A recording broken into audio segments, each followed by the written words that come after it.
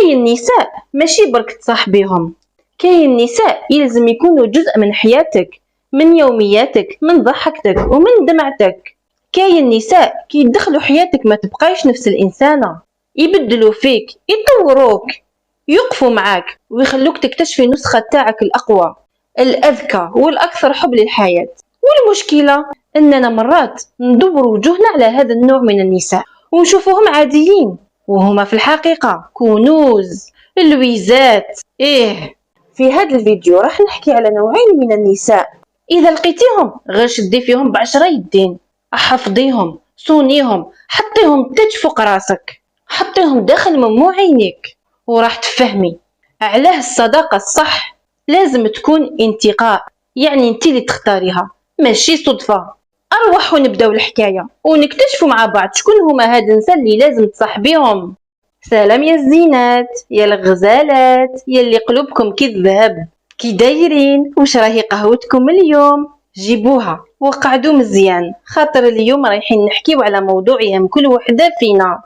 غزالات، كيما شفنا في الجزء الاول ولا ما زلتوا شافين، هدرنا على نساء لازم تصاحبيهم، هدرنا على المرأة الصبورة اللي كي تقويك بكلامها وسكوتها، وهدرنا على المرأة المشجعة اللي فرحتك تفرحها ونجاحك تحس بنجاحها، وما نسيناش المرأة الحكيمة اللي كي تحكي معاها تحسي الدنيا رجعت مفهومة. واليوم جينا للجزء الثاني، رايحين نحكيو على نوعين جدد من النساء، إذا ربي رزقك بوحدة منهم ولا أكتر فأنت محظوظة وحياتك فيها نعمة كبيرة. وبالمناسبة اللي ما شافوش الجزء الأول ما تخافوش، خليت لكم الرابط في صندوق الوصف، روحوا تفرجوا عليه بعد هذا الفيديو باش تكمل عندكم الصورة وتكمل السلسلة كاملة. ونبداو بأول نوع من النساء اللي لازم كل وحدة فينا تصاحبها وتخليها قريبة منها، وإذا حبيتي زيدي لصقي فيها. نبداو بأول نوع اللي هي المرأة المثقفة اللي تفهمك وتفتح لك مخك. هي مش لازم تكون قارية جامعة ولا عندها شهادات كبيرة، المثقفة هي اللي تفهم وتحكي معك بأدب، تنصحك من قلبها، ما تضحكش عليك، ما تستهزاش بك، تحترمك وتحب تشوفك ترفدي راسك وتعيشي مرتاحة. كاين نوع من النساء كي يجي حضورهم في حياتك تحسي ربي بعتها لك هدية، يوقفوك كي تغلطي، كي تعيشي في الظلمة هي تجي تضوي لك طريقك، تعطيك شحنة طاقية تخليك تحلمي بلا حدود. كما نسميها أنا هي النخبة نتاع النساء. هذا النوع يعتبر نخبة على خاطر حضورهم يغير مصيرك، هي تخليك تراجعي روحك وتكبري وتطلعي للقمة. هي ماشي كل وحدة تستاهل تدخل حياتك، بصح هذا النوع لازم تفتحي لها الباب وتحطيها في القلب قبل العقل. راح نعطيك مثال عليها في فاطمة. فاطمة ما قراتش بزاف، بصح تقرا كتب وتسمع دروس وتشوف فيديوهات تنفعها، تخمم قبل ما تهدر وما تحبش تحكي على الناس. واحد الخطرة كنت زعفانة وقاعدة نحكي معها على رجلي ونقول لها راني نخمم نروح ونخلي لهم هذيك الدار، خلاص تعييت مانيش قادرة نكمل. واش قالت لي راكي حابة تروحي، بصح وين تروحي للراحة ولا تروحي من بعد وتندمي؟ انا سكت، حسيت باللي هاد الجملة هزتني. قعدت معايا، شربنا قهوة وقالت لي يا اختي كوني مرأة تفهم المشاكل كي تجيها، ما نهربوش منهم. قعدنا هدرنا، خططنا نشوفوا وين راه الغلط. وزادت قالت لي لازم نقعدوا نهضروا ونخطوا ونشوفوا وين راه الغلط، ماشي كل مرة الدنيا تضربنا نهربوا. تعيي غير روحك ما تعرفيش تدبري حياتك، تعلمي ترفدي روحك قبل ما ترفدي واحد اخرين. تعرفوا واش علمتني فاطمة علمتني نخمم قبل ما نرد، علمتني نحل مشاكلي بعقلي ماشي بالعياط، علمتني نحب نطور روحي كل يوم، خلتني نحب نقرا، نحب نتعلم، نحب نكبر بعقلي. واحد المرة قالت لي المرأة اللي تحب راسها ما تعيش ضحية، دايما تبكي وموراها توقف على رجليها وتكمل توقف. انا بفضل فاطمة تبدلت، من قبل كنت نغلط ونعاود، اليوم تعلمت من كل حاجة تصرالي. قبل كنت نحكي على الناس، اليوم نحكي على روحي ونفكر كيفاش نزيد نصلح من روحي. قبل كنت نهرب من المشاكل، اليوم نواجههم نواجههم بقوة وبهدوء. في النهاية المرأة المثقفة ماشي اللي تحفظ، المرأة المثقفة هي اللي تفهمك وتفتح لك مخك وتخليك تحبي روحك وتحبي تعيشي الحياة نتاعك أفضل من اللي كانت. زينات، نزيدو نشوفو المثال الثاني نتاع نادية أم لطفل عمره 7 سنين، كانت كل يوم تعيط وتبكي مع ولدها باش يقرا. كانت تقعد معاه وتشرح له، بصح هو يعطيها دايما ورقة فارغة ويقول لها راسي يوجعني. هي فكرت تديه للطبيب ولا تسجلو في مدرسة خاصة، بصح المصاريف غالية وهي كانت ضايعة ومقلقة على وليدها. مرة كانت تحكي صاحبتها ليلى اللي تخدم في المكتبة، حكت لها على المشكل نتاع وليدها. ليلى ما ضحكتش، ما حكمتش عليها، بالعكس قالت لها اسمعي، راني كنت نقرا على هذا النوع من الأطفال يسموه المتعلم الحسي الحركي، يعني لازم يتحرك باش يفهم، ما يحبش يقعد ويكتب. وارواحي نعطيك 3 خطوات طبقيهم مع وليدك ورجعي لي الخبر. جابت لها ليلى كتاب مصور على الحيوانات وقالت لها كل مرة تقراي معاه فقرة وخليه يمثل الحيوان. وعطات لها قناة يوتيوب جزائرية تعلم الحساب بأغاني شعبية للأطفال، ونصحتها تخلي عنده سبورة صغيرة ويكتب فيها بالطباشير بدل من الكراس. شوفوا، في ظرف أسبوعين الطفل بدأ يتحسن ويتحمس باش يلعب ويتعلم. وليلى كانت كل يوم تبعت لها نشاط بسيط. نادية حست بنجاح جديد وتبدل جو الدار كامل. هنا نقول لكم بلي المرأة المثقفة ماشي اللي توري لك بالكتب، إنما اللي تعرف تمد المعرفة باش تنقذك من دوامة الحيرة وتبسط لك العلم وتخليه يخدم لصالحك. نزيد لكم تاني مثال ثالث على فريال. كانت بنت مطلقة، رجعت تعيش عند خالتها بعد طلاق صعيب.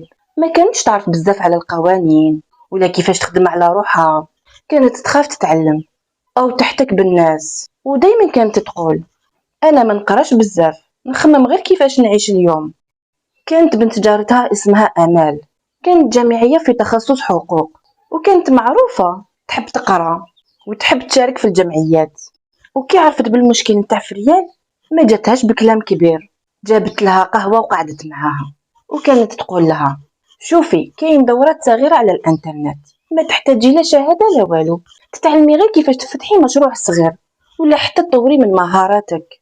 وأمال ما حبستش هنا، سجلتها في ورشة نسوية حول المشاريع الصغيرة للنساء المطلقات. شرحت لها بالدرجة القانون اللي يحميها في حال لو طليقها يرفض النفقة، وخدمت لها استمارة شكوى وهي تشوف. وعطات لها كتاب مصور على الذكاء المالي للنساء فيه أمثلة جزائرية، وقالت لها ما تقريش كل شيء، شوفي غير الصفحة اللي تعجبك. تعرفوا فريال بعد 3 أشهر ولات تصنع منتجات تقليدية وتبيعهم على الفيسبوك، تعلمت تكتب فواتير ولات ترد على الزبونات بثقة. حتى خالتها تخلعت فيها وقالت لها عمري ما شفتها هكذا واقفة على رجليها. زينات، المرأة المثقفة نتاع الصح ماشي اللي تجي تزوخ عليك بزوج لغات تعلمتهم، بالعكس هي اللي ترجم علمها بلغة بسيطة وتفتح به أبواب للناس كانوا حاسين رواحهم مسدودين. الزينة، كاش نهار طحتي في مشكلة ولقيتي صديقة مثقفة معاك، رشداتك تبعاتك وقفت معاك وعلماتك كيفاش تخرجي من هذا المشكل. دركا نحبس هنا ونروح للنوع الثاني نتاع النساء اللي هي المرأة المبدعة اللي تشوف دايما حلول جديدة. هي المرأة اللي ما توقفش على أول عقبة تواجهها، ديما تخلق أفكار تحول أي مشكل إلى فرصة وتستغلها. المرأة المبدعة هي اللي عندها أفكار ما تخطرش على بالك، هي دايما تخلق حلول جديدة وتفكر في طرق مبتكرة. وجودها في حياتك يخليك تفكري بشكل مختلف وتخرجي حلول جديدة لكل حاجة. هذه المرأة هي اللي تشجعك باش تكوني خارجة عن المألوف، بعبارة أخرى الخروج من الصندوق العادي، وهي اللي تعلمك كيفاش تتعاملي مع المشاكل بشكل فني. أنا نعتبرها مصدر إلهام ما يخلصش، وصدقيني وجودها في حياتك راح يعزز إبداعك. هذه المرأة هي هذيك المرأة اللي ما تحملش روتين، عندها دايما أفكار جديدة باش تحسن حياتها وحياتك. كيما اللي هذيك يكون عندها مشكلة في الترتيب نتاع الدار، تصيبيها ماشي اللي تقعد تشتكي وتنتقد، بالعكس، تخترع طرق ذكية لتنظيم الوقت وتنظيم البيت وبطريقة ممتعة. انت في بلاصتها كي يكون عندك شغل بزاف والضغط فوق راسك راح تبداي تتقلقي وتتعصبي، بصح هي تجيك بفكرة بضحكة تسيبلك الحل في دقيقة وبالضحك وتغير حالتك تماما. الإبداع عندها ماشي غير في الأعمال اليدوية، تصيبه في كل تفصيل في حياتها، في الكوزينة، في الحوايج، وحتى في الطريقة اللي تتعامل بها مع المشاكل. باختصار هي هذيك المرأة اللي من مشكلة تجبد لك الحل. كيما دليلة كانت قاعدة في الدار، راجلها ما خلاهاش تخدم وما عندهاش مدخول، بصح ما استسلمتش، بدات تخدم من الدار، بدات تخدم صابون طبيعي وتبيعه في الفيسبوك. ومره واش قالت لي؟ ماشي لازم نخرج نخدم، نقدر نخدم خدمتي بيدي وغير من الدار. دليلة علمتني كيفاش نستثمر في وقتي ومواهبي حتى وانا بين اربع حيطان. نزيد المثال الثاني على حورية كانت دايما تحلم تخدم بيديها، بصح ما كانش عندها بزاف دراهم ولا حتى رأس المال باش تبدا.